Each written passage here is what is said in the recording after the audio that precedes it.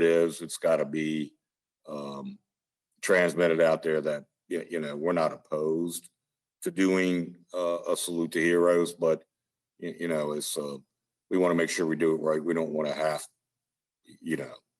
it.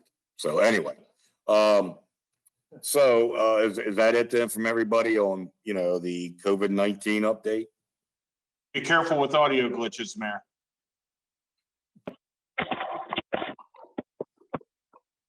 Thank you, Scott.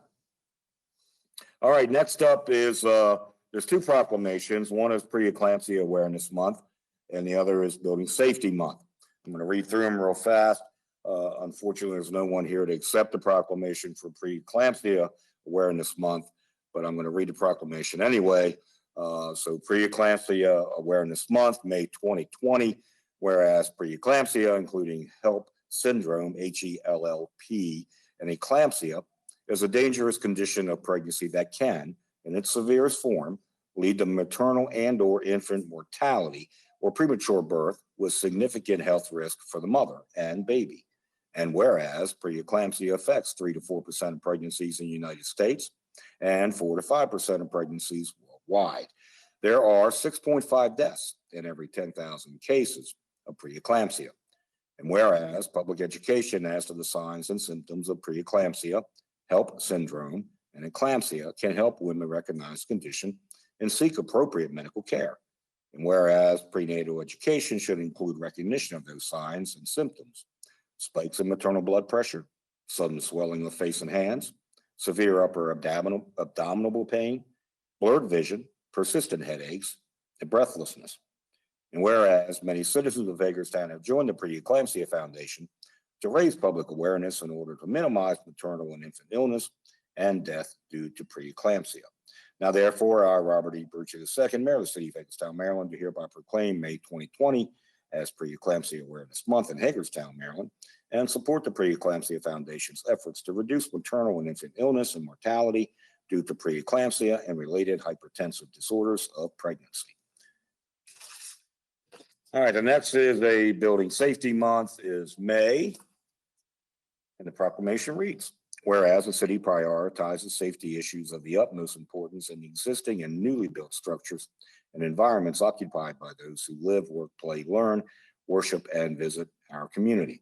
Whereas our confidence in the integrity of these buildings that make up our community is achieved through the dedication of the building officials, fire prevention officials, licensed design professionals, licensed tradespeople, developers, building owners, and property managers who design, construct, inspect, and maintain the architecturally unique and diverse properties within our corporate limits.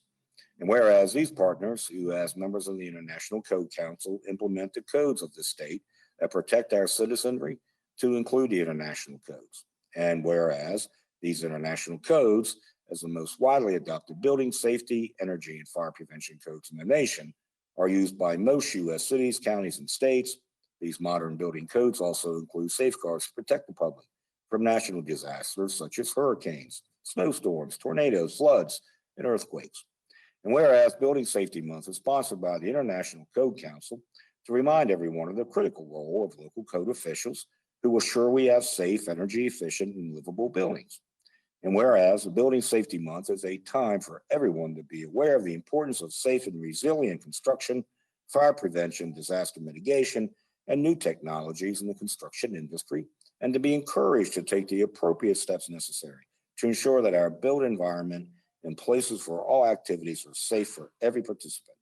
And whereas Building Safety Month is observed to recognize that lives have been saved through the implementation of codes, acknowledge the service provided by our local agencies, and encourage each citizen to consider where they may improve building safety in their residence or workplace. Now, therefore, Robert E. Birch II, Mayor of the City of Hagerstown, Maryland, do proclaim the month of May 2020 as Building Safety Month and encourage our citizens to improve building safety and resiliency at home and in the community, and to acknowledge the essential service provided by local and state building departments and federal agencies in protecting lives and property. And Pam, you wanted to Pam Harris on behalf of the Planning and Code Administration staff. Thank you, Mr. Mayor. Safety in the built environment is an essential component of maintaining public health and making our community more resilient to natural disasters. We'll encourage everyone to join us virtually through social media and digital educational materials on our website.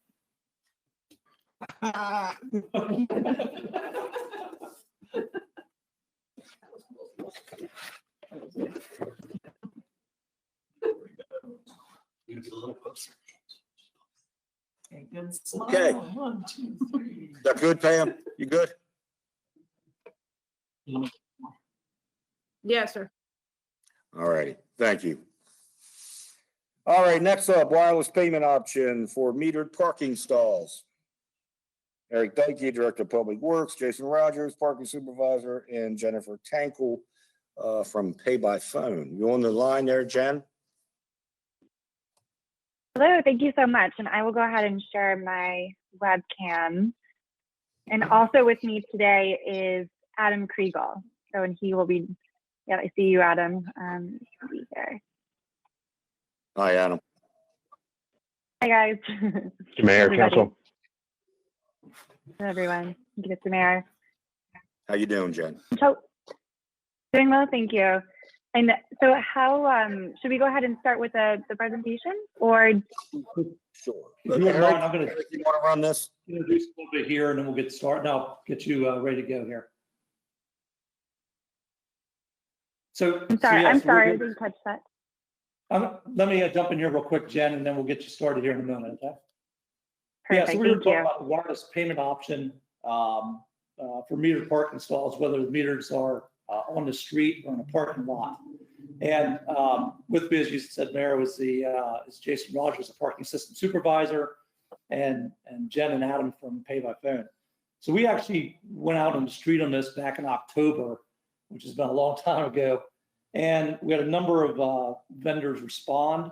They were Flowbird and Pango, Park Mobile, and Pay by Phone. Pay by Phone is one of the original actually Pay by Phone systems that was actually programs or companies that was put together.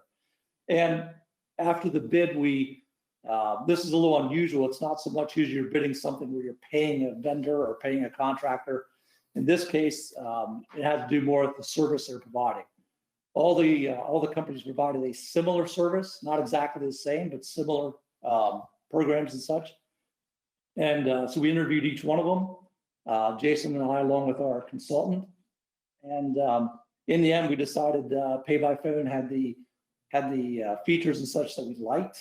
One of which was towards the end, what they did was waived all the fees. For us, it's virtually no cost to the city of Hagerstown. The end user will pay their fees, which Jen and Adam will talk about, and provide signage and all that sort of thing to get us up and running and do the promotion. So that's kind of just a real brief overview of it real quick. Jen, if you want to go ahead and go through the program and explain what exactly this is. Yes, absolutely. And thank you so much. And just before I jump in, can everybody see my screen? Yes. Great. Sounds Yes. good. Thank you. All right. Well, good afternoon formally, and thank you so much for the opportunity to virtually introduce Pay by Phone. So as I mentioned, my name is Jen Tankle, and I am the Director of Sales for the Mid-Atlantic. And also joining me today is Adam Kriegel, who is our Vice President for the East Coast. And so Adam and I had met with Hagerstown back in January. And so we're quite excited for this opportunity to share more about the Pay by Phone company, our brand, product, our team, etc. And so without further ado, I'll jump into the agenda on the next slide.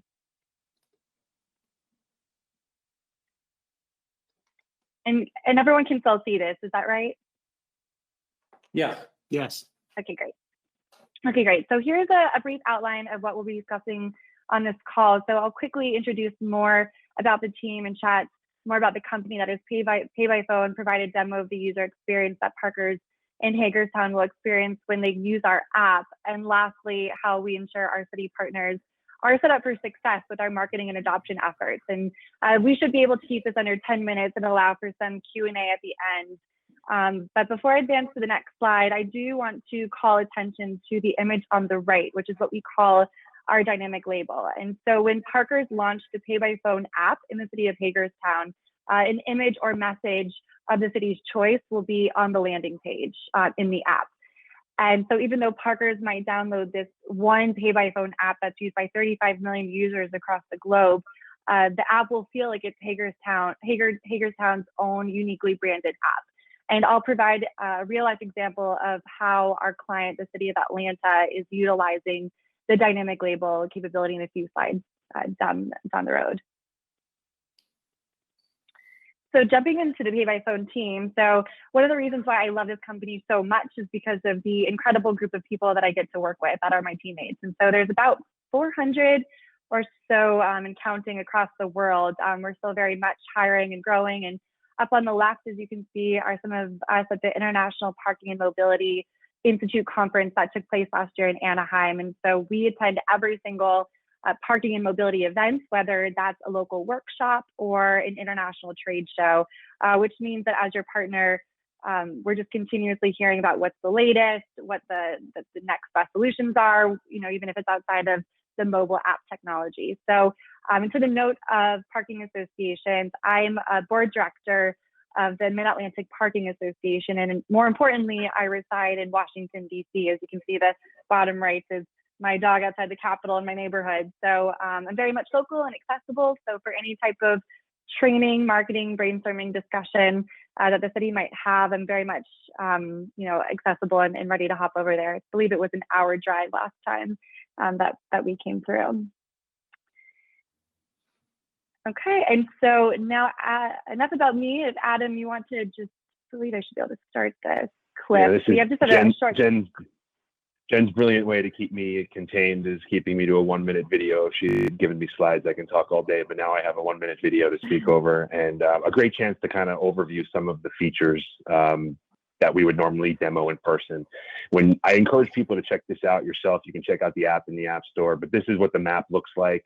You can choose a location on the map. The languages are all native. So whatever your iPhone or Android is set up to be in that language, the Pay by Phone app will already respond there, but you don't actually need to download the app or register an account. We do allow for guest sessions. So it is easier, just like any other app, when you pre-store all your info so you can pay immediately. But we make the user interface as easy and seamless as possible so they can extend from anywhere and remain in contact with their parking session. We also have access for the municipal authority on the back end. The city of Hagerstown can set their own rates. We're looking at that right here. Test your own rates in that system and have full transparency into all the data dashboarding in real time.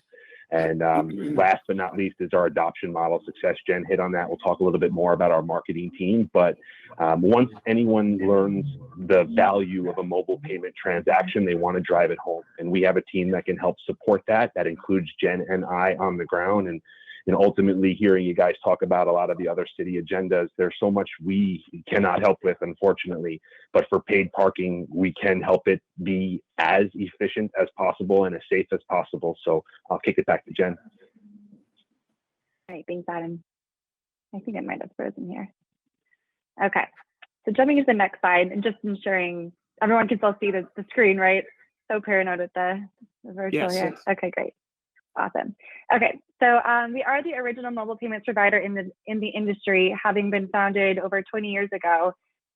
So we are now wholly owned by Volkswagen, and so that's partly why our company has been able to remain such a strong force during the pandemic. In addition to the access of capital, we're able to transform the parking experience into a much bigger mobility picture. So as exemplified in this image here, this image shows the in-car dashboard, if you will. So where Pay by Phone integration helps drivers navigate where they can go ahead and pay for parking. And then in addition to Volkswagen, we have extensive partnerships with Apple, Google, and Amazon. And so not only is the Pay by Phone app available on the Apple Watch, but parkers also have the ability to pay for parking using Siri or Amazon Alexa. So making this a true contactless and seamless endeavor. And then a quick snapshot of our highlights, but what I would like to specifically draw attention to is our 4.9 star rating. and the 24/7, 365 call center. So should ever a question arise, we don't want our parkers to have to bog down your staff. A lot of companies in the world make it very cumbersome to get a hold of a real person. And so we want the pay by phone parking experience to be seamless and enjoyable. So therefore, in just 3 clicks, a parker can get hold of a real person available in several different languages. And the feedback in the app truly does speak for itself with the 4.9 stars. Okay, so then jumping into the pay by phone experience. So here is a sample of what the parker would see when they go to pay for parking in Hagerstown. So the consumer would make contact with the signs, and the signs get designed with Hagerstown's approval and are fully supplied by pay by phone. And so this is a good opportunity to remind everyone, as we mentioned at the beginning of this, that this solution does not cost the city anything. So pay by phone does not charge anything upfront for the use of the app, and we do supply all of the signage. So the way that we make a profit, if you will, is the user would pay for parking per usual, and then we charge a convenience fee. And so that the city can go ahead and push that convenience fee to the parker, which keeps the city is able to keep the entirety of the parking revenue, and then it becomes a virtually free system. So the parkers can choose to use the meters like they've always done, or they can enjoy the convenience of our app. And so included in such conveniences are the ability to pay for parking from the comfort and safety of the car. Say it's raining outside and the kids are screaming in the back seat, a parker can just simply launch the app and pay for a parking session right then and there. And so I did mention earlier a real life example of what the city of Atlanta is currently using for their dynamic label, so that landing page. So on the right is an image of the dynamic label, and they're using that to convey the flatten the curve COVID messaging. And so we're actually working with a lot of cities, whether or not they're charging for parking right now, to be able to utilize that. So it has access to quite a lot of parkers. And so, instead of going to the meter and seeing what the parking situation is, they can just launch the app and be able to have that information at their fingertips. And so the video clip touched upon our guest login feature, which helps parkers execute the pay by phone process quite rapidly. But to further contribute to a fast and frictionless process, if you will, parkers also have the ability to sign in via Apple. So that takes them to their accounts in roughly less than 10 seconds. And okay, so here's a sample of what the app experience looks like. So when I'm in person, I like to do a live demo, but with the remote situation, it's just a little bit trickier. So I do have screenshots here of the process, if you will. So say I drive to an hour to Hagerstown and park my car right outside of a German pub that I've heard so much about. I launch the Pay by Phone app, and through geofencing, I can see the nearby location. Alternatively, I could look up at a sign that we provide and enter in the location number. And so you're able to do that, either way. So then I go to the next screen, as you can see, this the next one, which confirms where I'm parked, which car I'm parking, the duration of my stay, and the payment method that I would like to use. So another added benefit of our system is that you have a thumbnail picture, or you can add a thumbnail picture of the vehicle so you can easily identify which car you're parking with. So you can look and say, yep, that's my Mazda, quick glance, or nope, that's my rental car that I'm using, and just switch that really quickly. And so another fun fact too, you can go ahead and actually before I get into that, you can, after you go through and confirm the pay and park, you are prompted to the next screen after the payment is processed, and that shows a countdown timer. And so then additionally, if you have a smartwatch, you're able to see your time remaining from said watch, and you also have the ability to extend your parking session from your phone, from your watch, etc., without the need to have to run back to the meter. And okay, so say once I've paid, I get a text message, and so that confirms my payment, as well as getting an email receipt with the City of Hagerstown's logo on the receipt. So this is particularly useful if those that come into City Hall and they're trying to contest a parking fee should that ever arise. And then where else I was going to go with this is, so one quick thing to note too is we were actually founded 5 years prior to the smartphone. So If you can believe it or not, we were, helping pay for parking before you could even use a smartphone. So, and how that works is you would dial in a number and you would be able to pay through a secure portal. So say for those non-smartphone parkers in Hagerstown who are looking to pay for parking, they can just go ahead and dial in that number and pay for parking that way.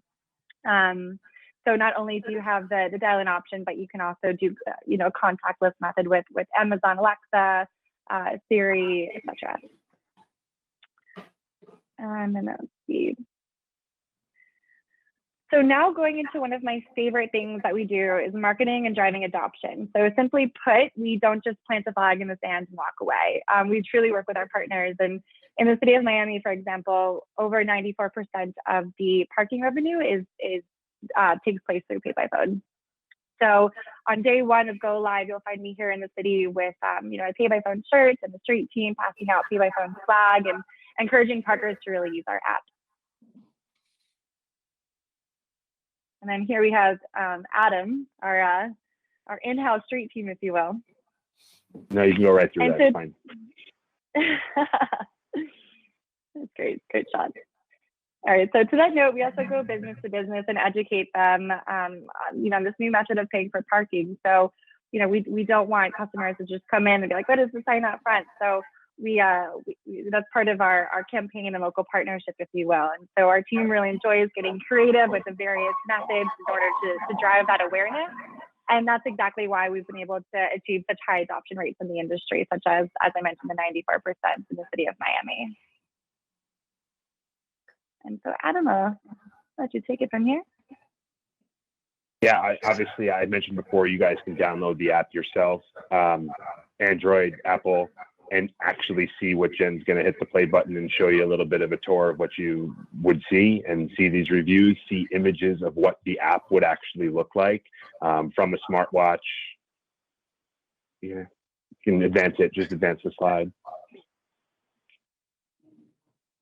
But yeah, again, there's over 250,000 reviews in the Apple Store with a 4.9 rating. So those voices certainly speak a lot louder than Jen and I here today. And the 24/7, 365 Jen mentioned before, we run a live call center. So it is about showing up, working with your team, showing them how to do the back office, showing them how to work through the enforcement side and the data that we're sharing in real time and all the reporting.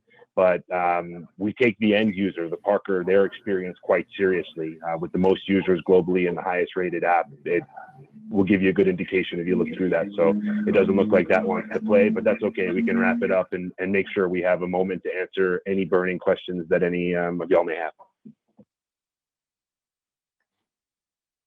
Anybody? Yeah, a quick question.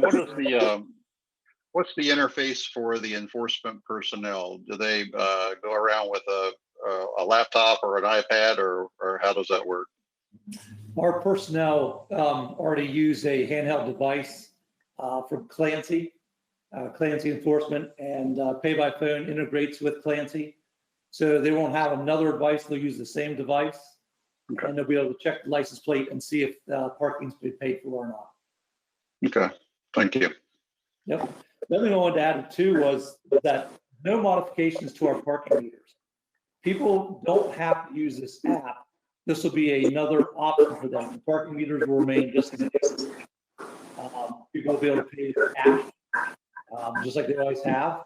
This will just present another option for people to pay. In this case, a touchless option. They won't be touching money. We won't be touching money. They can pay off the phone, and Pay by Phone collects all the fees. And at the end of the month, then they cut us a check and send us the revenue that we normally would off that meter. How many parking meters do we have? How many parking meters? Yeah. I'm not sure the exact number, 700 or 800. I forget the exact number. Okay, and they'll all be parking included in parking lots and street.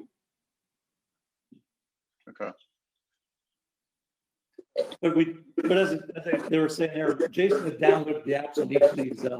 One of the things that convinced us with Pay by Phone was he downloaded the apps, looked at the reviews. This app is very easy to download, not very many running.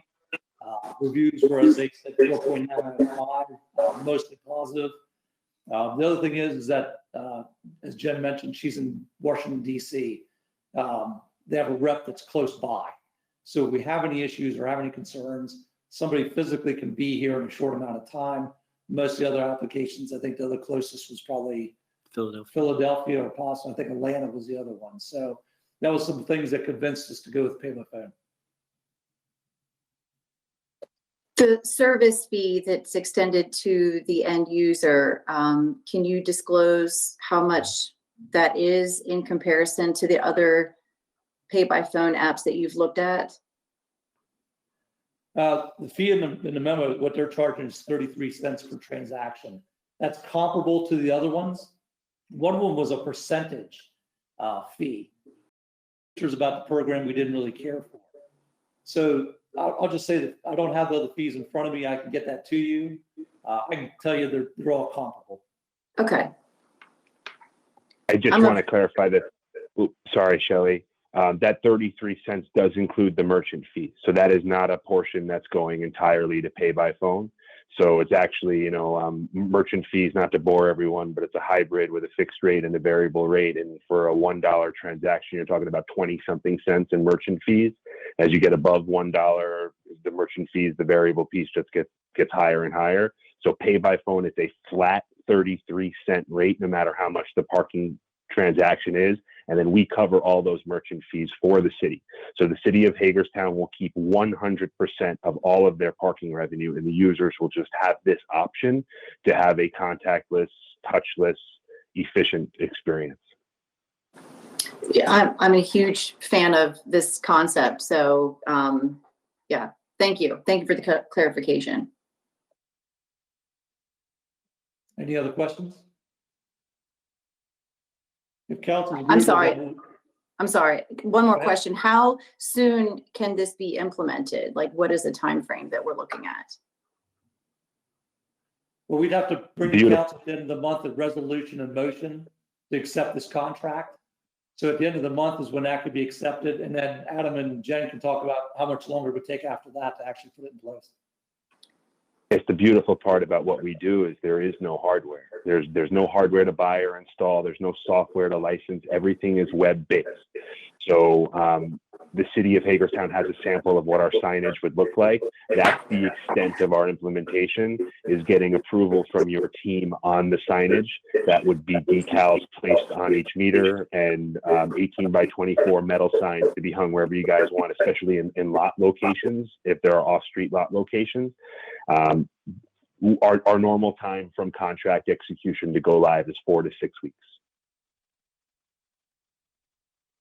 The other, I hate to mention this, but the other glitch in this is we're not sure when paid parking is going to go back in the service. We don't know if we'll start charging parking tomorrow or 2 months from now. And I think that's day by day. But we can continue to move forward with pay by phone to get the contract signed and start get the system in place. So when paid parking goes back into operation, it'll be good to go. And we can also utilize that dynamic label as the city of Atlanta is to be able to convey any kind of COVID messaging too. So perhaps if the parking is still, free, et cetera, for a bit more time, that message can still be relayed with the app, even though no one's paying for parking.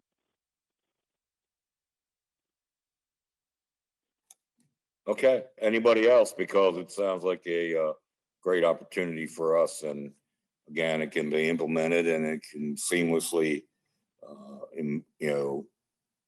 people can use it as soon as we start charging for parking. So, all right, we'll start moving forward then with pay by phone. There's some stuff that we have to provide them some information.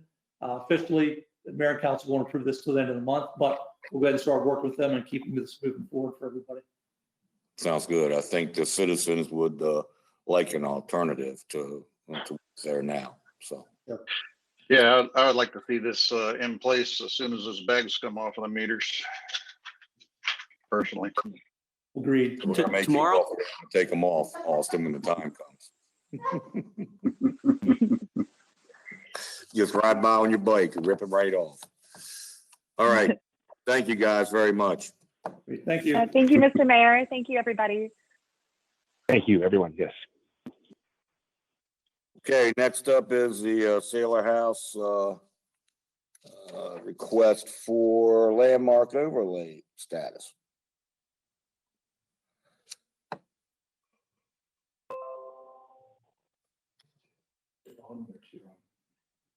Hello, everyone. I hope you can hear me. The Sailor House, as you know, is in Kiwanis Park, and we've been working with the Washington County Historic Trust to allow them to make some improvements to the house. They want to restore the exterior, build a new front porch on it, and do some other things to the structure that we've talked about before. In 2018, the FEMA redid the floodplain maps, and it turns out that the new maps were drawn and the house is now in the 100-year floodplain of Antietam Creek. We were a little surprised by that, even a little skeptical by it, but it is just barely within the floodplain. So therefore, the planning staff is telling us that you cannot make major renovations to a building like the Historic Trust wants to do if the structure is in a floodplain, unless the structure is deemed historic. So the suggestion then would be for the city to put our own landmark designation on this structure so that the trust can go ahead and do the work that they want to do. I've attached to you in your packet a lot of information on the house. I think the history is definitely there. The questions really are whether or not we want to put this landmark status on it. So my request tonight is, if you're okay with it, we'd like permission to start the process, and the letter that's in your packet, Scott and I would send to Kathy, and they would start the process that would ultimately come back to you to approve. I assume that if we can put this status on a property, we can also take it away, but if we'd ever want to do that in the future. But this would allow them to proceed, the Historic Trust to proceed, getting funding and do the improvements to the house that they wanted to do.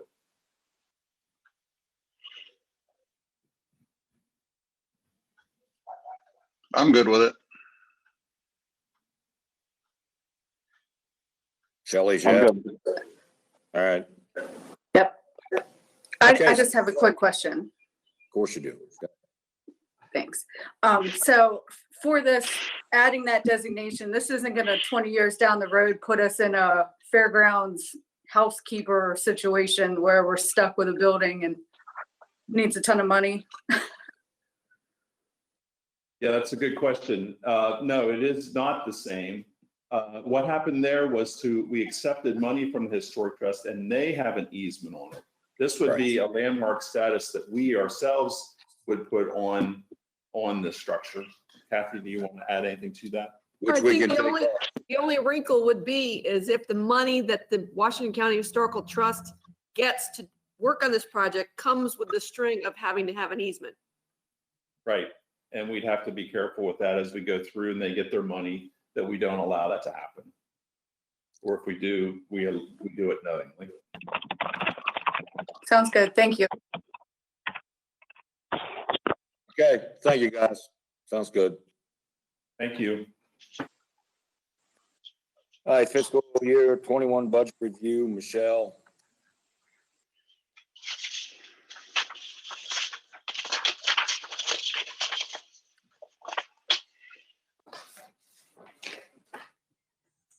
Good afternoon, everyone. Can everybody hear me still? As we keep changing people, it's hard to make sure that everything's still in good working order. Sounds good. So before I start on the fiscal year 21 budget and some of the charts that I specifically sent around, I just wanted to touch base. Scott has previously mentioned, he mentioned it last week, and he did a little blurb earlier today. We did, at the city of Hagerstown, send out notifications to customers who had outstanding utility bills, electric, water, wastewater, if the bills have been outstanding prior to March the 1st. So those notifications had gone out. We did that in an effort to be proactive, to continue and have open lines of communication, and just to help remind people of where their balances were, because once the executive order is lifted June the 1st, we didn't want the first communication from the city to be, terminations and cutoffs are in place effective immediately. We wanted to give people the opportunity and to remind them that even though City Hall, the building is closed to the public right now, city staff is still here working, answering phones, taking, excuse me. We have a Dropbox, and they are also able to do anything via online. Dry in this office tonight. I'm very sorry. So let's talk a little bit about the fiscal year 21 budget. Again, we've been focusing for the most part the last several weeks on revenue. And with the uncertainty of revenue, it makes the expense side of the equation just as uncertain, meaning there were lots of things that we included and were hopeful to implement and incorporate at the time that we submitted the initial budget. But with our revenue side, half of that scale being unknown, the impact, and if it's not a continuous impact, the delay in the cash flow and the revenue just means that to continue to be fiscally prudent, the city administrator, myself, city department heads, along with mayor and council, would need to go ahead and adopt this budget and understand that July 1, operationally, it does not mean business as usual with the city of Hagerstown. There are many areas of expenses, just like on the revenue side, that are fixed in nature, meaning utility cost. Because the city of Hagerstown is open, we at the general fund pay utility costs. We actually pay for a lot of other things as well. And those types of utilities, we will continue to have those fees no matter what we do because we are open for business. There are things that we have like loans and bonds specifically that are outstanding that no matter what happens in our revenue stream, we've already made those commitments and have those obligations in place that we need to make those payments. So no matter if we don't receive our revenue over the next couple months in the manner in which we are in the manner of which we're accustomed, we still have commitments and bond ratings and obligations that we must meet that we cannot defer. So when we take a step back and look at the expenses in which we can control, delay, defer, there's a small window, a small sampling of what those categories are. But when I sent out and included in a packet that went out this evening, I included several schedules. One that I just wanted to take a minute to talk about was, again, the use of general fund balance reserves in the fiscal year 21 budget. Originally, we had included that we were going to utilize $2.4 million in fiscal year 21. Part of that money actually is already tied up in existing obligations, but 1.4 million is not. At the time we did the budget, we had about 1.4 million left over from fiscal year 19 as a surplus that we were willing to utilize towards infrastructure.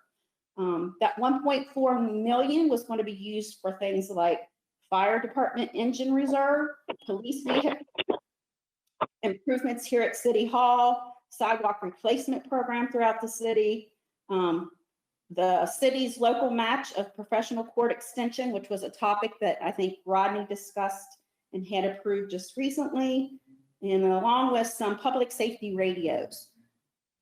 And I'm not saying at this point, because everything is unknown, that we would definitely not be utilizing that, but we need to wait until we know how the year is going to look for fiscal year 20.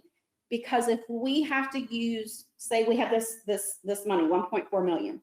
If in fiscal year 20, we have to use some of that, that means it's not available to use again in fiscal year 21.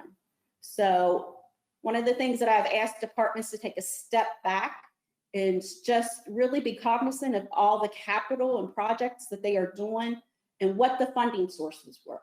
So depending on the funding sources, move forward. Depending on the priority of the project, definitely move forward.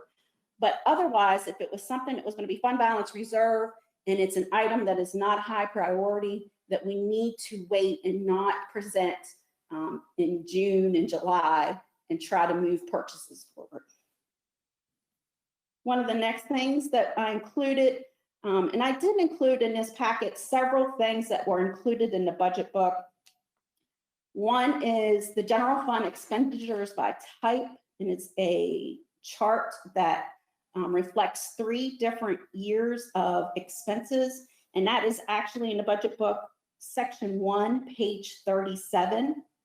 And for the proposed budget fiscal year 21, general fund total expenses were $51.1 million. The majority, or 64% of that, which was approximately $32.5 million, was for salaries and benefits. And again, that was 64%. So 32.5% of 51 million. And I know that there's at least one council member who points this out.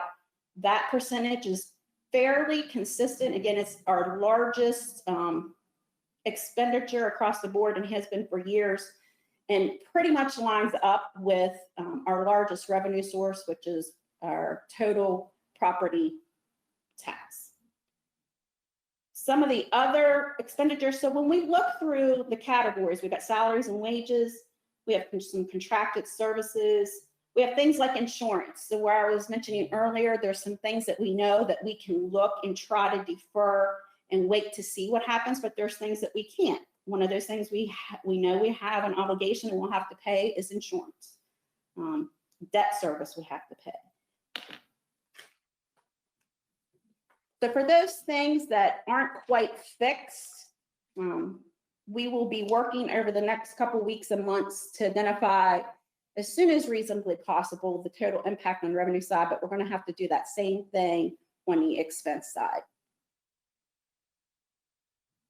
Hand in hand with general fund, I think when we talk about large components and major portions, again, if we're talking about categories and not looking and discussing individual departments, that absolutely is on our employee side for benefits, overtime, and wages. But if we decide to just take a step back and look at this general fund dollars, and we say we got 51 million across the board, where is our largest dollar spent in the way of department or program area? And the largest portion is spent in public safety. So I included a chart on public safety schedule just for reference so that everybody could see at the time that we initially put together the budget document, what the fiscal year 20 projections were, as well as the proposed fiscal year 21 budget. And for public safety is defined as the police department, fire department, code administration, as well as signal department. From an expense standpoint, 51% or 26.2 million is of the general fund's 51 million in expenses is on public safety. To kind of relay that back, the same category, those same areas, which is public safety, contributes 9% of the total revenue base, or about 4.7 million of the 51 million in the fiscal year 20 budget. The next big category and item I just want to reference is that for these same departments of public safety on the capital side, in addition to the 26.2 million of operating expenses, the budget also included 7.6 million in capital and infrastructure projects. So a couple key, and I know people hate statistics and these numbers can mean a million things, but so if we take a step back just to refresh, on the operating expense side, public safety encompasses 51% of the total expenses, which was 26 million. It reflects 9% or 4.7 million of the revenue in the general fund. And then we talk about that and we said, you know, we've already acknowledged that the large component of expenses in salaries and wages. So for public safety, there's about 228 total full-time positions out of the general fund's total 317. that is just shy of 72% of all full-time staffing in the general fund comes from public safety. Again, this chart is just as reference so that we can see some of the largest areas and where our money and dollars were in the fiscal year 21 budget. And then last but not least, I also included one final item because as we talk about the pandemic and the COVID and the items and the impact that we are seeing right now, you know, unlike prior years where all of the focus of the city and the budget has been about the general fund, we have to acknowledge as a city, it's a citywide impact. It impacts all funds. So one of the items that I included this afternoon was also a schedule of amenities. And this chart is included in the budget document, and it is in section 1 on page 10. And again, it's citywide, and it includes fiscal year 20 projections as well as fiscal year 21 proposed budget. And in the general fund, amenities are things like the farmer's market, the pool, Hager House, Train Museum, municipal stadium, all the various events that occur, the ice rink, and all other parks and recreational events. And when we look at fiscal year 21, we had operating expenses estimated of about 3.1 million with revenue contributions to offset of about 374,000, which means when we looked at a few other factors, as well as the capital expenses and infrastructure requirements at those amenities and locations, about $4.9 million was going to need to be subsidized. And when we say subsidized, that could be, of course, from the taxes or also from future bond issues.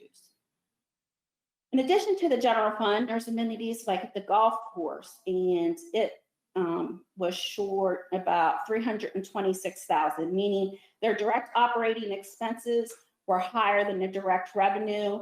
So we included a stipend from the general fund to help cover that shortage.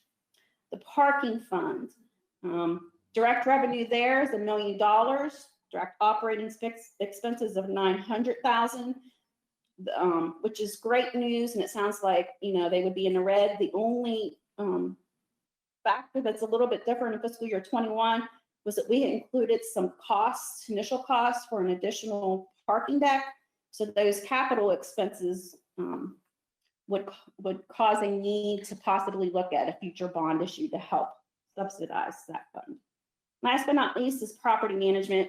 And property management, we own several buildings, and we have things like an art gallery at 3640 North Potomac Street, and we also have a bureau box.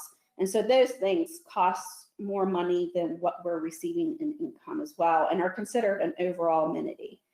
This schedule is not, again, reflective of any one thing, just more an area of not necessarily core services that the city provides, but of areas across the city where we have expenses as well as amounts of revenue to offset, but not quite to the level of what the costs are. One of the last things I just want to say is that as all of this unfolds and happens, one of the biggest costs and expenses that is likely to occur and happen, and we'll not see that in fiscal year 21, probably will not see that until fiscal year 22, is simply this. The markets are not doing and performing financially well. So when that happens, things like the State of Maryland Pension Fund, as well as your own police and fire pension plans, will possibly at the end of June not perform as well as expected or have major losses. If that were to occur, it is possible and highly likely that in fiscal year 22, our funding needs would be much higher or a higher percentage than what we were providing in fiscal year 21 to help try to strengthen and get funded percentages back where they need it to be. Again, I know that this is not a very detailed, normal, typical budget conversation, more a high level. Again, just to kind of discuss the different types of things and where we're spending money. Just so that we're aware as we continue conversations and as things start to return to normal, where we need to start focusing some of our attention. Is there any questions for me at this time? Michelle, I had a quick question. So just so I make sure I understand the $865,000 in the parking fund under capital expenses. That's if we do a third deck in FY21. The 865,000, actually, it's several different things. And if we were to look specifically in the capital project section, you'll see there's some other planned projects, smaller projects, some things in the lots, some renovations that we knew we were going to need as well in the parking deck, and then a portion or the beginning acquisition for parking deck. Yeah, I'm of the mind that this go around, we're going to be have to look very closely at some of these things, because the 3.8 million in parks, 865,000 parking fund, and 100,000 borough box, and then 150,000 of the farmers market. I assume that 150,000 is for the retrofit for the fire department. Actually, no. So when the amenities schedule underneath the farmers market, we had direct revenue in of 9,700, and that revenue is actually from other city departments internally for parking that is available over underneath the market house. We have direct operating expense of 78,000, and I think the operating expenses again are those things that we do. They include utilities, supplies, things that we have to operate the farmers market one day a week. But the 150,000 that was reflected under capital expenses, and you caught me off guard, Austin, I'll admit, I don't have my budget book in front of me, but it was not the retrofit for the fire department administrative building in its entirety. This 150 was to cover a roof that's in dire need of replacement. Okay. And there may have been one other small little item in that 150. But I can check and send you an email this in the morning. And then we're going from capital expenses for parks, we're going from 1.4 million to 3.9 million. And I know, is Pangborn in that, the retrofit to the pond? Yes, so the 3.9 million in capital expenses related to all other parks. Yes, Pangborn is in there, but also a good portion of that is going to be reflected for, the UIP Plaza, as well as the finishing and the completion of the A&E Trail.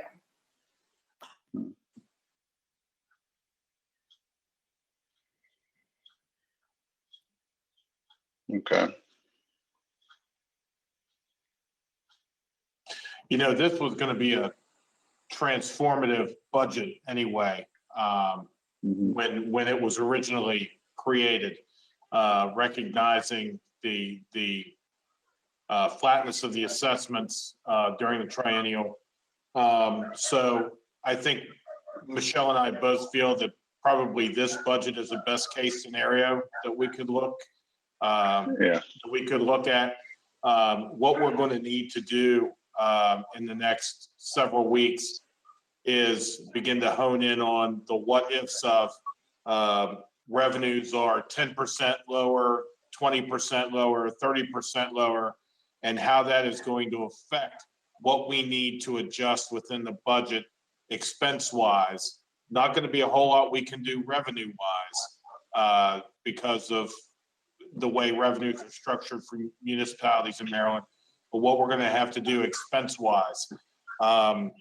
So as much as this was going to be a budget that required some changing of operations, that was a best case scenario. So we're going to have our work cut out for us. We're fortunate in that our main source of revenue is fairly inelastic as far as property revenues go.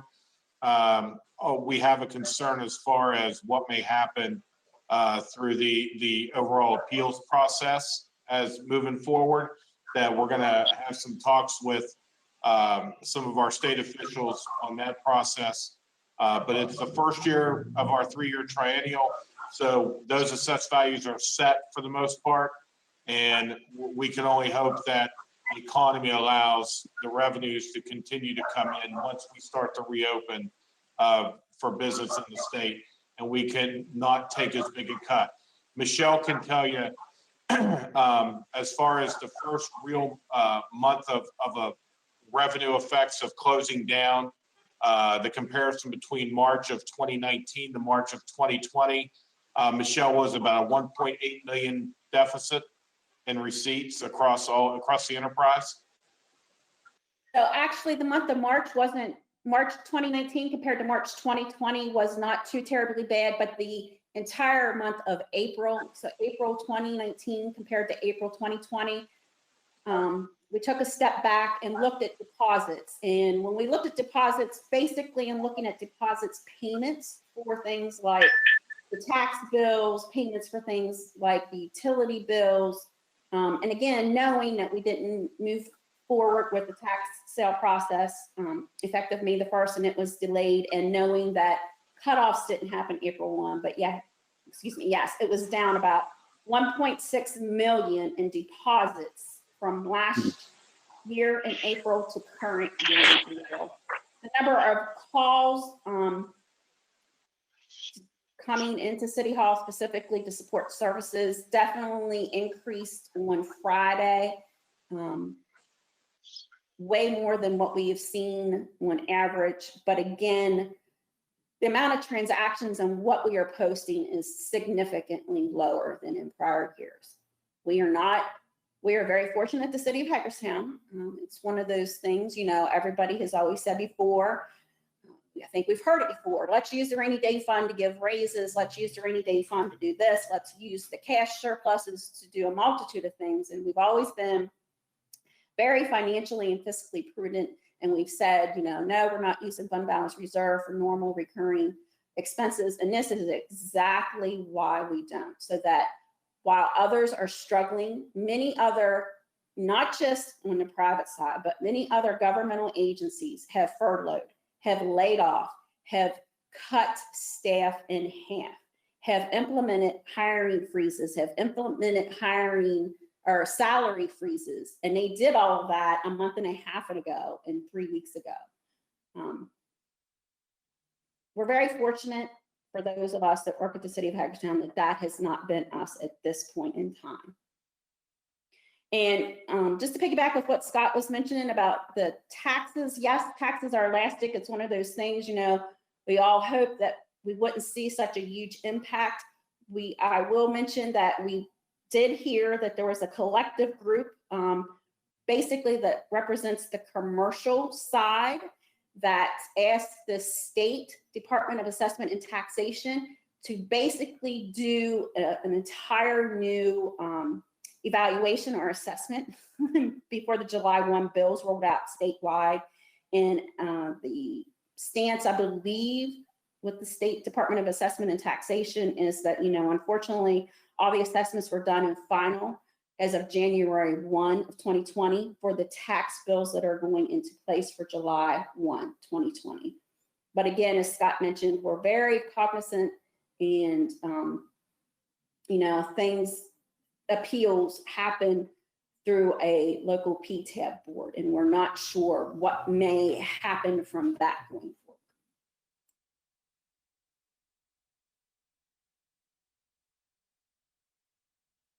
All right, anybody else on Michelle's presentation? First, I want, I'm going to chime in here real fast. I have the utmost confidence in our finance people and our city administrator to ensure that we're doing everything on our end that we can to retain as much of our rainy day fund, as it's called, during this crisis, because we know that, unless someone has heard something I haven't, I see absolutely nothing changing in the, in the very near future. At least our governor is not moving that way. So we have to, do what we need to do to maintain all the services that we give our people or that they pay for, and do it in a responsible manner. And again, my hat's off to our finance department and our city administrator. This is going to be a tough budget year. It's going to be very fluid. It's not cut and dry like it usually is. So we just have to keep an eye on everything, and I have the utmost faith in Michelle that she'll do that for us. So, thank you. All right, moving on. Proposed guidelines for state-funded life safety infrastructure grant program. Welcome, Jonathan Kern. Good afternoon, everyone. I hope everyone can hear me okay. Have some new program guidelines that we're looking to adopt this month. We received award of a $125,000 State of Maryland Strategic Demolition Grant for an initiative that would, or a grant program that would assist with development projects in our downtown, specifically related to some of the utility infrastructure costs that come about with the redevelopment projects in our downtown that require fire suppression systems, or better known as sprinkler systems. We have seen this issue arise over the years. We have numerous projects that have occurred in the downtown that have consisted of mixed use or commercial redevelopment. And if the code requirements require a fire suppression system to be either installed or upgraded at that property, there are a lot of times that the utility and infrastructure is required to also be upgraded at that time as well. So it's just another development hurdle that can be run into from a cost perspective for developers and building owners downtown. Costs can be very significant because this usually involves cutting into the street, working with our utilities department to add a new water line, add a new water service line to the building. Would require excavation of the street, sidewalk, adding a meter vault in the sidewalk area, the public right-of-way areas. And then the utilities department also works on tapping that new line, putting in the meter. And sometimes, depending on public right-of-way size, depending on maybe the difficulty of the excavation, depending on where the water line is, the water main line is in the street, some of these costs, I believe, have at times run upwards of $50,000, $60,000, and even $70,000. And that is, I think, a big hit sometimes to the developers' pockets, and again, can be a barrier to some of our development projects in downtown. So the purpose of this grant and the request of the state was, again, to help defray the costs related to all of that infrastructure work. So we're looking for mayor and council's feedback on the proposed guidelines. We would like to get these guidelines adopted this month. I think the good news in all this is we are still seeing development activity, and we're getting inquiries at DCED about development in downtown. And this program, again, would be another incentive for developers.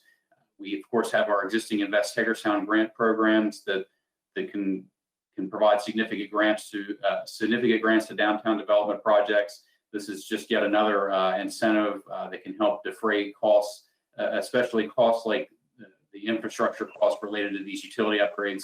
Sometimes there may be some unknowns that come into play after the fact, and it would be again a great incentive for us as a city to offer through the state program funding to be able to say, here's a $25,000 grant to help offset that $50,000 or $60,000 utility upgrade costs that you're receiving.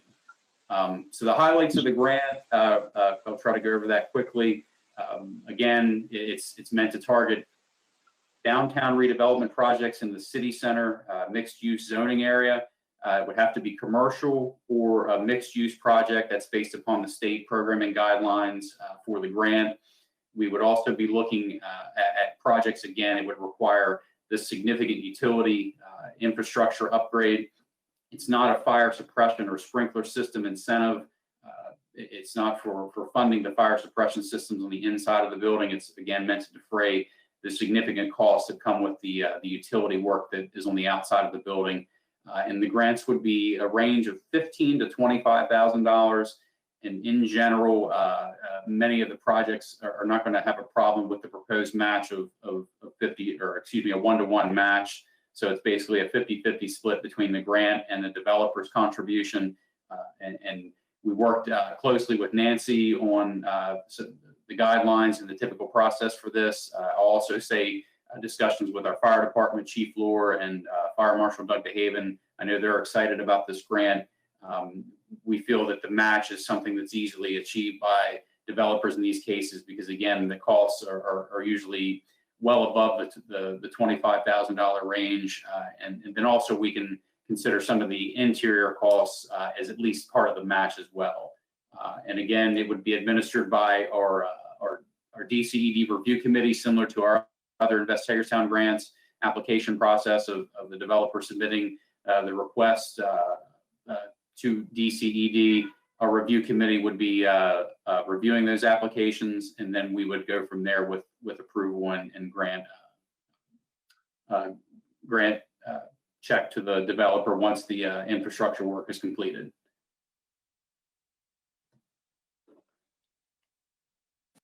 I'm good Any with this. questions? That the ARC grant is this is a one-time thing that we've got this year. Is there any chance that would be available in future years too? Through the state funding, I mean, we have had success with repeated grants. There's no guarantee, but an example would be the state community legacy grants. We've received repeated grants for student housing projects. So if this is successful, I'm depending again on state budget, how that plays out in future years. It's something we could look at through the state, and we can continue to apply each year to ARC as well to see if it's something we can continue through other sources of funding. But yes, I think it's definitely possible to keep on the radar for future years and Yeah, future grant sources.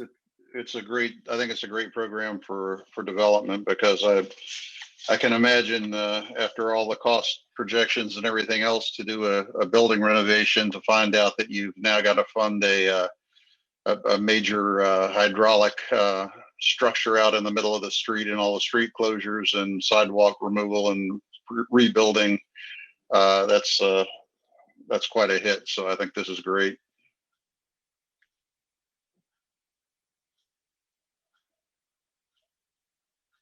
Anybody else, anything for Jonathan? Okay, so moving on, Jonathan, you're still there? The food initiative? Yes, thank you, Mr. Mayor. And I believe Flavor of dessert. I believe Leslie Hart is joining us as well on phone call through the meeting portal here, and I think she is on. Leslie, are you there? Yes, sir, I'm here. Great, thank you for joining us. So Leslie is the business specialist for agriculture, tourism, and hospitality for Washington County, and she has been leading a series of meetings with some community partners, and DCED staff has been part of these meetings, and it's a discussion of a food desert initiative to possibly look at a Goodwill operated small grocery store in the downtown area. And part of the initiative, again, goes to looking at our downtown and other areas of the community that would likely be considered food deserts.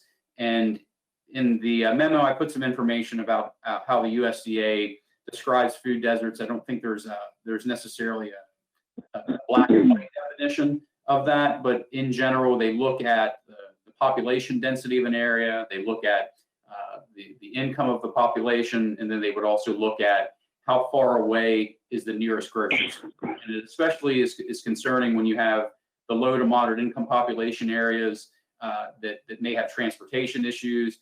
Are they able to walk less than a mile to the nearest grocery store? So when looking at some of our downtown community sections of Hagerstown and even some areas of the West End, there's definitely not a grocery store that's walkable. And again, they're not looking at small convenience type stores. They're trying to look at that grocery stores such as Lidl or Aldi or Martin's or Wise. Those would be considered grocery stores, or even Walmarts. So with that concern in mind of food desert areas in Hagerstown, I believe Leslie can take over and maybe start to talk about how the partners came together and looking at this initiative to see if there's a possibility of seeking USDA grant funding to assist with the initiative. And again, that would involve numerous community partners, Goodwill, Washington County Government, Community Action Council, Commission on Aging, Washington County Food Council, Meritus Health is involved as well, and VFF Produce and their mobile farmers market. And so, Leslie, you want to take over and maybe give an overview of how this has come about, and also the USDA grant process and how that's being handled, and our request and the request for a City of Hagerstown letter of support or letter of partnership. Yes, thank you. I just also want to let you know that Susan Small, Director for Washington County Department of Business Development, is also on the phone with us as well. Thank you, Susan, for being here. What I'm requesting from the City Council is simply a letter of support. I'm not asking for any financial contribution, just a letter to support this initiative. I just happened to be in the right place at the right time over the last few months, and then a USDA grant opportunity for $500,000 crossed my desk.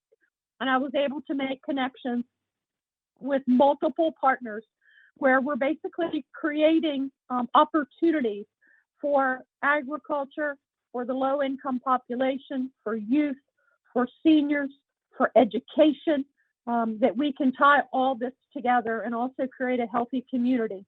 So the first piece of this, we do require a 25% match to the $500,000, and Meritus has willingly donated to us several acres of land adjacent to the Meritus Robinwood location, where we will be planting a vegetable garden and a fruit garden. It's going to be called a community garden, and it will have multiple revenue streams. The first one will go directly into Meritus to serve the patients that live there. It'll be things like herbs, potatoes, vegetables, maybe some strawberries, some small fruit, those kinds of things. The second revenue stream for that program will be to the community in general. They will be selling vegetables at a retail price, which hopefully will create a sustainability model for that garden. The next piece to that is there is a food pharmacy program that Meritus is very passionate about, that a doctor will see a patient and he will identify that patient to be obese, high blood pressure, diabetic, and he will write a prescription for fruits and vegetables for free. That patient will take that written prescription and will go to this community garden located at Meritus and will be able to get local fruits and vegetables. We will have to backfill with that a little bit from other vegetable and fruit producers in our community. And that will also create a sustainable model. There will be some cost implications there, but we're going to try to keep it as small as possible. Another revenue stream for that particular market, and this is where Hagerstown comes into play and our downtown community specifically, is we would like to create a non-profit grocery store in the downtown Hagerstown area designed exclusively for, it will include other people as well, but designed for the people that live in the Hagerstown community that have limited transportation and must walk to a grocery store. This nonprofit grocery store will not carry a large amount of choices of product, but will have a heavy local component of fruits and vegetables, in addition to canned goods and things like that. That operation will also create another revenue stream. So when I list the partners that are involved in this entire thing, and then I have a mobile farmers market, which is already up and operational. They are located in the Boonesboro area, and they already serve multiple locations in the downtown Hagerstown area where they provide more inexpensive food, reduced cost food to people that have strained budgets and are low income.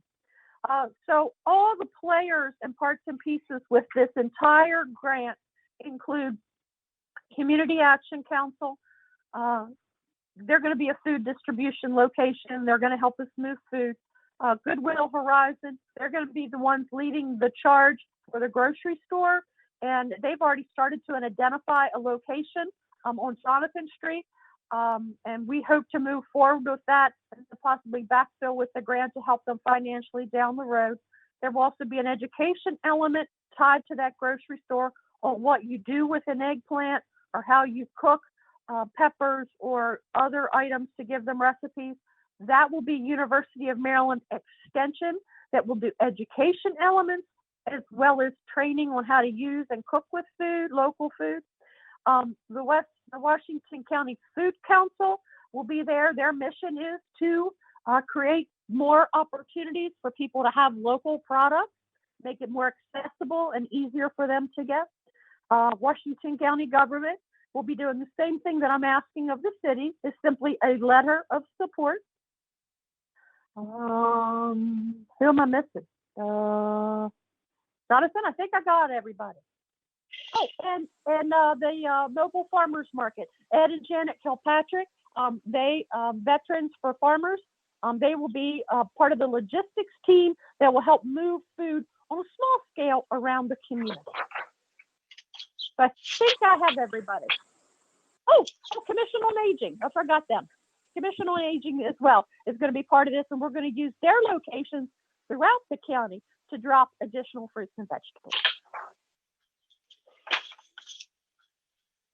Leslie, I think that really sounds great. I mean, we definitely have a food desert problem downtown. I was just curious with the choice of location. You mentioned Goodwill was looking at a location down on Jonathan Street. Has anybody considered the farmers market building? I mean, we just heard the budget presentation where we've got a $219,000 shortfall there in a building that we desperately need to try to figure out how to use better, and that's right in that area. Yes, we can. I can certainly pass that information along to Goodwill Horizon that is looking at that part and piece right now. They are hoping at this point to get the building donated, which will help financially to get that grocery store up and running quickly. But I think that's certainly open for discussion. Right now, all I'm looking for is, we can, once we have the grant of $500,000, we will have some flexibility if we determine that there's a better location or that we want to shift and use the money, not maybe at this location, but somewhere else. We may create additional revenue streams that also could go into this entire grant. Right now, a letter of support is all I'm seeking from you. I'm definitely good with that. I'm also good with the letter.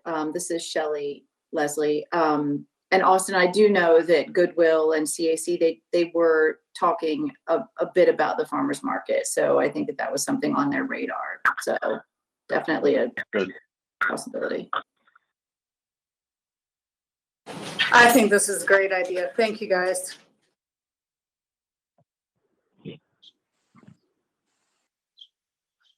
Okay, all right, sounds like you got the support of the council, and we'll put a letter to that effect whenever you need it, Leslie. Yippee! Thank you so much. I appreciate it. Thank you, Leslie. Thanks, Scott. Thank you, guys. And we'll be back then with a letter of support. I believe we'll have that on the May 19th special session for vote, because I believe the grant is due the week after that. And just to note on Council Member Heffernan's comments, we have had some general discussion with Goodwill Horizon and some of the other partners. There was some discussion about synergies with the farmers market and or the farmers market space. So as Leslie mentioned, we can continue to discuss those options moving forward. Okay, thank you. Thank you. All right, next up, Kitty. Good evening, all. I hope all are well, and I hope you can hear me. Give me a thumbs up if you can. Everything's good. Great, thank you. So I'm here to give you some information about a request we had from the Abundant Life Tabernacle and the pastor, Pastor Ralph Adams there. He requested, due to the governor's order prohibiting gatherings of more than 10 people, he requested to do a drive-in church service in the central parking lot, which is permitted by the interpretive guidance that was issued from the governor's office. So he would want to start the Sunday after next, I think it's the 17th of May. The service would just be an hour from 12 to 1 p.m. And he's requesting that 20 parking spaces be marked off for no parking during that time, which Eric from Public Works said he could do.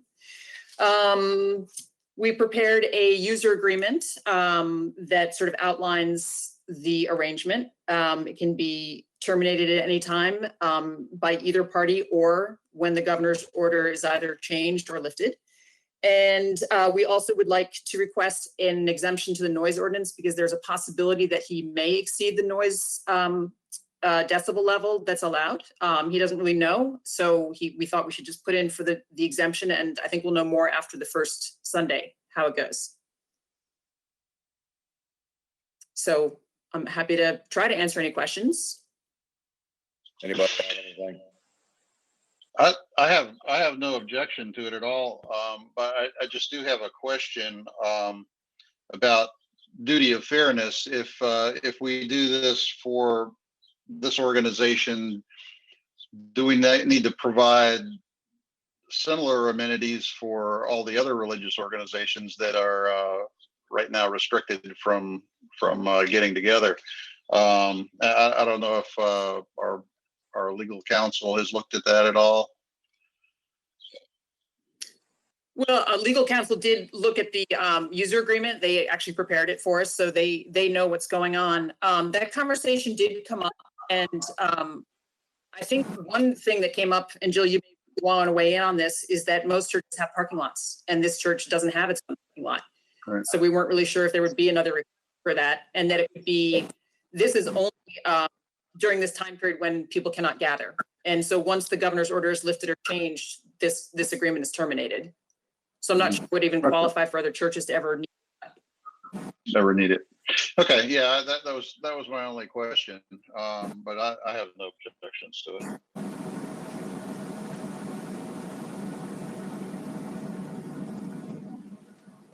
Great. Anybody else have anything for this? Has anyone asked the city attorney about this? I just recall a conversation regarding the city accepting a religious donation a couple years ago and the slippery slope that it was intermixing the two. So I'm just curious if this would fall in that same category. I don't know if you guys remember what I'm talking about. I can certainly ask the city attorney.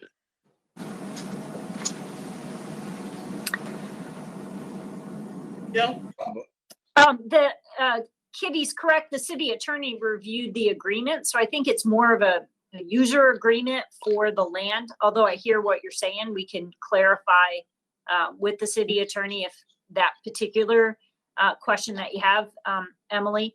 I also think it is unique to this particular church because they do meet in the Academy Theater building. So the likelihood that we would have other requests from church groups wanting to use the central parking lot, I think would be differentiated because this is a church adjacent to the central lot.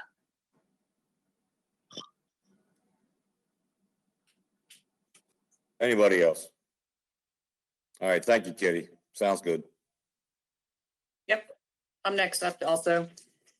Yes, you are. And I think I am. And I think Mimi, are you here?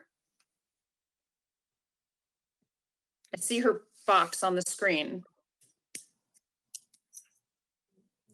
So I will get started. And then maybe if you want to join in by unmuting, you can do that. So the next request has to do with the Barbara Ingram School for the Arts Foundation requesting permission to decorate the lampposts similar to how they decorate them at the Christmas holiday time. This would be, again, because students are not getting a regular graduation this year. This is to honor the graduating seniors from the BISFA class of 2020. So it would be the city center lampposts, about 80 students, so 80 different decorations. They're 15 inches by 15 inches. A sample is enclosed in the packet. And if approved by you next week, they would be installed beginning May 13th, and they would be taken down by June 16th or starting June 16th. They are not requesting any funds. They have volunteers, or they will hire a contractor who will do the work and follow city guidelines for installation and de-installation. I love this idea. Yeah, I support it. It's nice I think it's great. It can't do enough. I mean, I would hate to be graduating this year, but this will be nice, something nice we could do.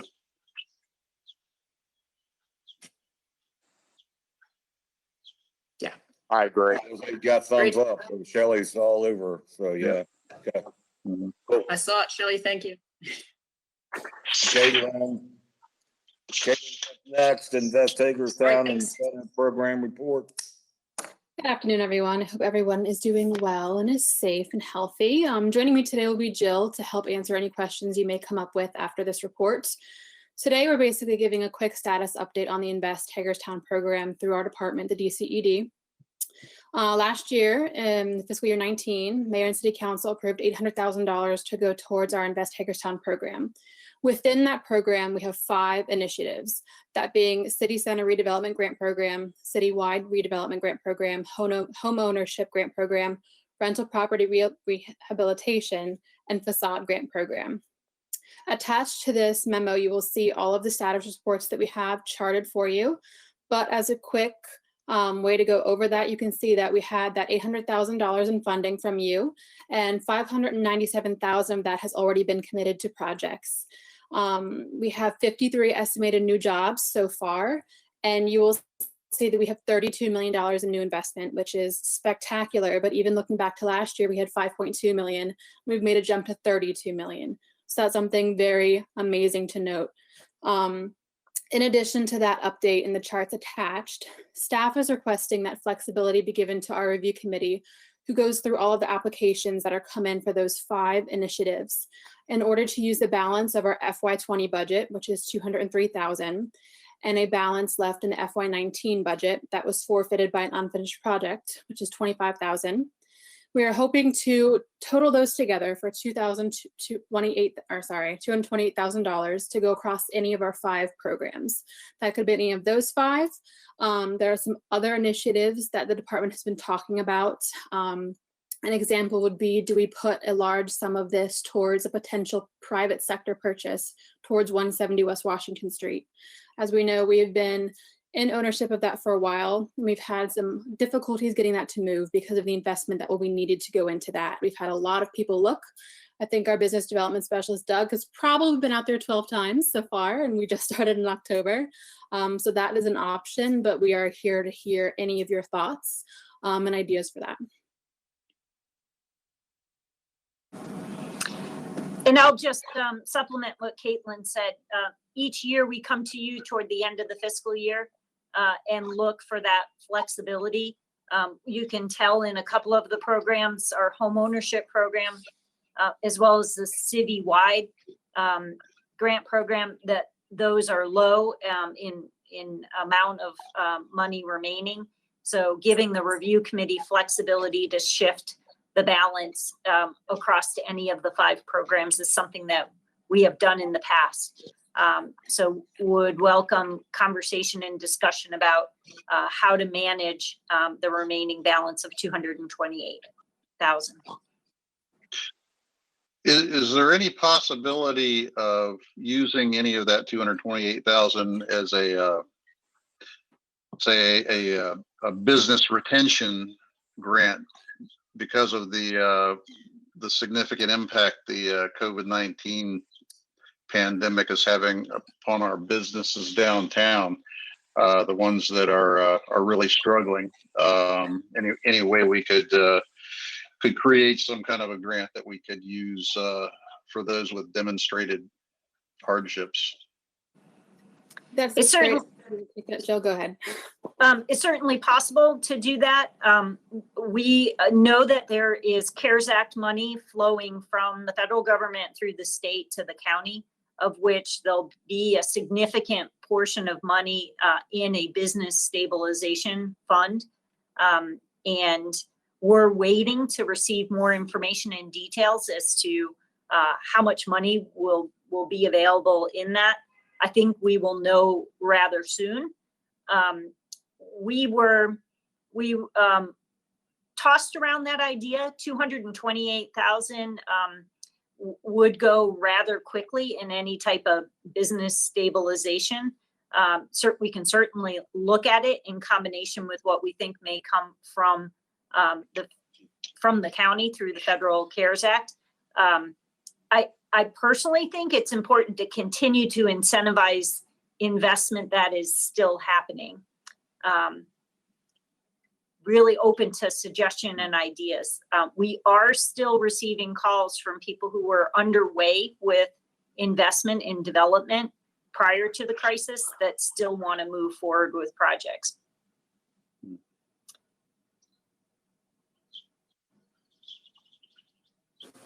Austin, I think that's a good idea, but I do think we should wait too and see what's coming from the CARES Act, because if that will help take care of it, then. Yeah, I agree with you. See what transpires there.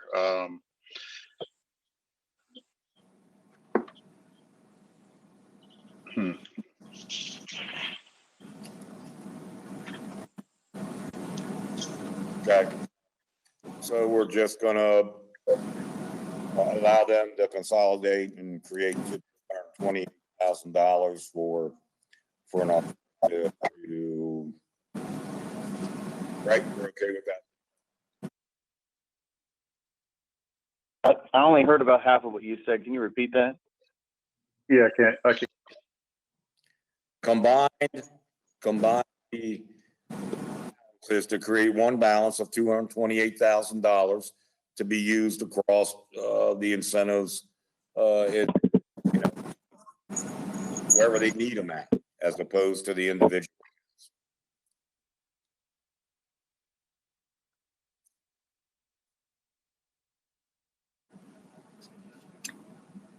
That is the staff's recommendation. Right.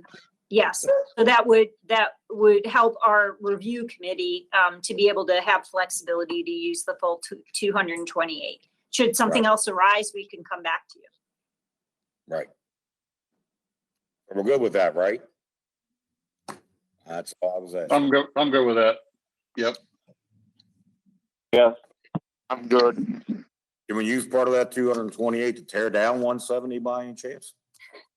No, we're looking to reinvest a little bit, but we'll let you know when that goes. Okay. Stop shaking your head, Scott. All right. Thank you. Thank you guys very much. City administrator comments? Got you back on time, Mayor. Yeah, I want to do my shout outs for this week. First, I want to, since Jill's still on the line and Caitlin may still be able to hear, and John, big shout out to them for getting turned around in a very quick manner, the information the city needed to provide related to the CARES Act submission. I think we are going to be positioned well. I hope we're going to be positioned well to be able to provide some help to our city of Hagerstown businesses that need it. And as Jill had said, we're looking forward to hearing very soon the disposition of that money.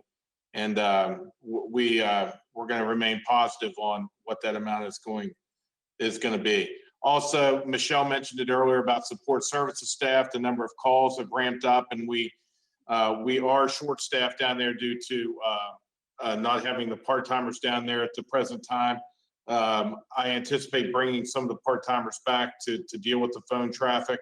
And then obviously once we reopen City Hall at some point, we'll be back at full staff, and I'll talk to everybody at that time about the changes we've made downstairs to increase the safety of not only them, but also the citizens that'll be in City Hall.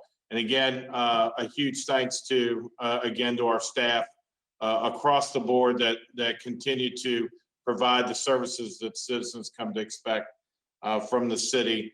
And we can't, again, I'll say it every week, we can't show any more appreciation because there's just no way to do it for the services that they provide. My last big shout out is regarding a news article that was just in the paper over the weekend regarding Rabbi Ari Prost and our own Councilman Lou Metzner. We are very proud of their efforts to get 20 ventilators to Meredith Hospital. Some of us that were aware of what they had to do to get these ventilators out to Meredith, and the doors that they've opened for others in the state of Maryland to be able to get this much needed equipment is just a huge benefit to the community.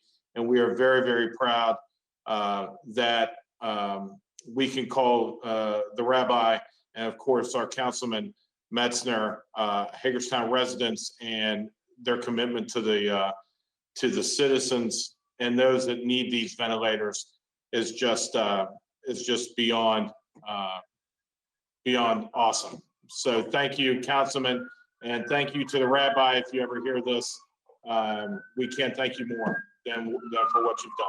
That's all for me, Mayor. Oh, happy Mother's Day, everybody. All the moms. Kristen, go ahead. I have no comments this evening. Lou? I just want to continue to thank staff for the hard work and thank Scott for his kind words. Thank you all. Austin? Nothing further this evening. Emily? Nothing more to add. Thank you.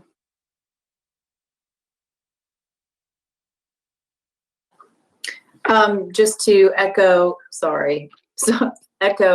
Scott's comments about the rabbi and Lou, and also happy 52 weeks, Scott. Thank you for keeping us all, very informed, and we appreciate all that you've done for the past 52 weeks, and especially in the past couple of months to get us all through this. So you're doing a great job. Thank you very much. All right. 52 weeks. That feels like it's been much longer than that. Feels like about a year, Mayor. At least, yeah. So, I will echo what Scott said and appreciate the hard work of the rabbi. And I know that was a great concern he had on a personal level and on a community level. Also, thank you to all of our first responders out there every day, still pounding the beat, doing what you need to do. We appreciate you very much. And happy Mother's Day to all the moms out there coming up on Sunday. And a happy anniversary to my wife on Saturday. And happy birthday to my grandson, Bo, tomorrow. So everyone have a good week. We'll see you next Tuesday.